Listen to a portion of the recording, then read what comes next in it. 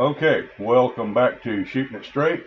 As I promised in an earlier video featuring this Tisas 1911, this is a sort of follow-up video or a progress report on it at the 750 round count or thereabouts.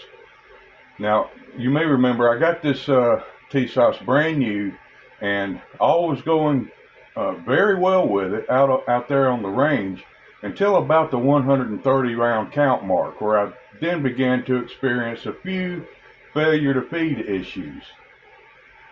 Now, after I determined that the cause of such was not magazine or ammo related, I tested the tension of the extractor, the internal extractor, and found that I needed to make a very slight adjustment to that tension, and I did so. Now, I'm going to also note that while I was at it, since I had it broken down and all, I also very slightly radiused or broke the sharp bottom edge of the extractor hook, and it's easier to show it to you on a picture instead of here, with just a regular needle file. All right, all I did was just break that edge a little bit so that the rim can slide up in there instead of bounce and hit it hard and pop into it. So I did that with a needle file, and then I completely polished and buffed the breech face right here of the slide with just you know, a buffer and very little bit of flitz polish, and to make it smooth as glass, you know, right there. Now, whether those small additional procedures were actually necessary or not, I can't really say. But you know, I knew that it wouldn't hurt anything to do it, so I just went ahead and did it. At any rate, I'm very happy to report that I haven't experienced a single issue since then. And now, at this point, I'm, as I said, right at the 750 or so round count mark. Now, the ammo has all been 230 grain, and mostly ball ammo. And I have shot some defensive hollow point ammo in it too, even some plus P rounds. And all of the various makers for the ammo, I've used all kinds. I've even used tool ammo, steel case ammo, and everything else by all kinds of different makers. And I've used Wilson Combat 47D magazines, Wilson Combat ETM magazines, and the Metgar magazines that came with it. And I used those magazines throughout, no problems. It has ran flawlessly.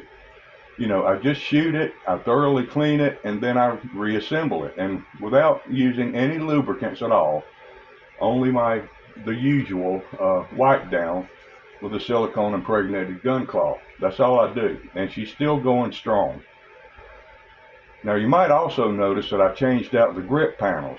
Now, there was nothing at all wrong with the excellent rubber grip panels that originally came with this gun, but I ordered these grip panels a while back for the Tisas stakeout model that I had, and you know, I gave that stakeout model to a family member, but I kept the grip panels since I really like them, and I'd paid like 70 bucks for them, so I wanted to hang on to them.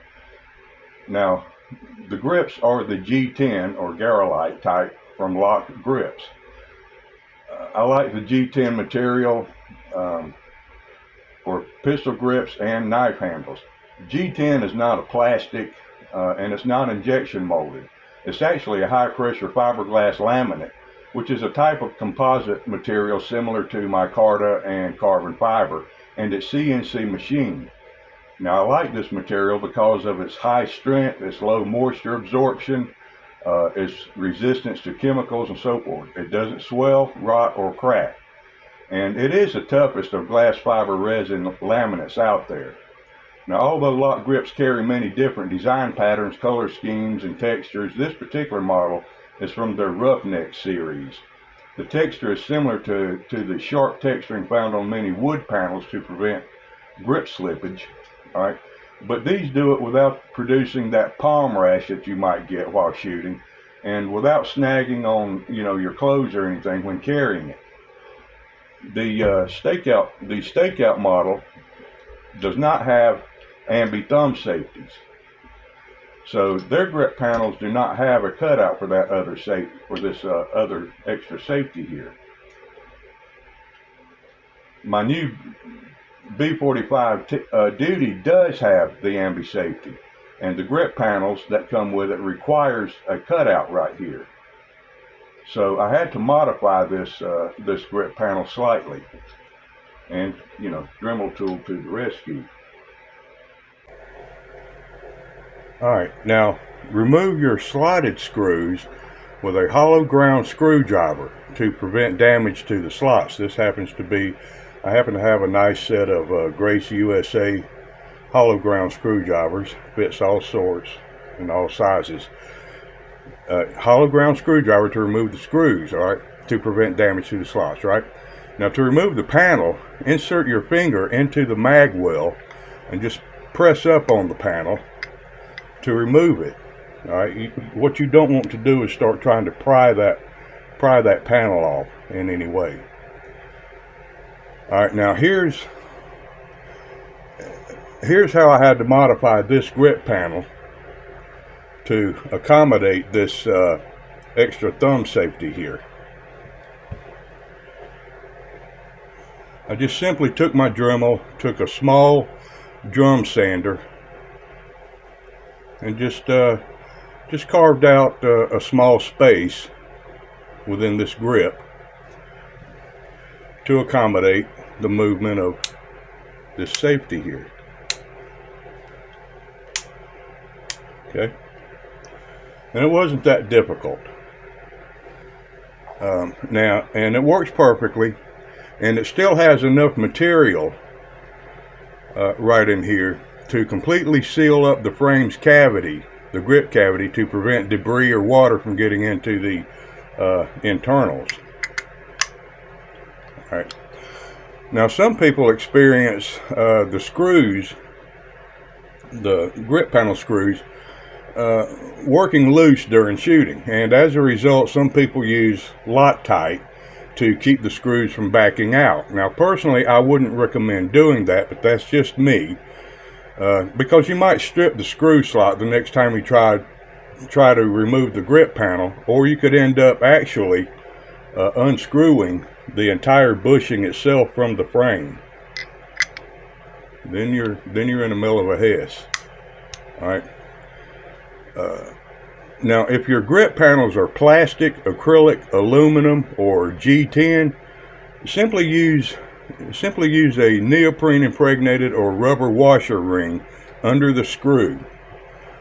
All right, this because this acts very much like a lock washer, keeping constant tension between the screw and the grip panel to keep the screw from backing out. Now, rubber and wood grips generally don't need this type of a washer because the grip panel material itself is pliable in a way that the other grip panel materials are not. Now, when putting the grip panels back on, first, see, I've got my washer on here, right? First, hand thread it, all right? Hand thread it, okay? That's to avoid damage to the threads if you happen to start cross threading it. Then you can use your screwdriver to obtain a snug fit. And I mean a snug fit, all right? What you want to avoid is over tightening. I have to use a hex wrench because I have different screws here. And just a snug fit is all you need. You don't need to bear down and get it really, really tight. But these screws have not backed out at all at any point with me, ever.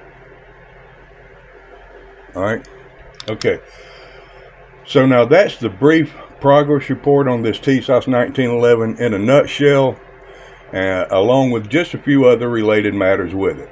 I hope I presented some useful information to you. I'm Antonius. Keep watching for the next video from shooting it straight. Until then, ciao.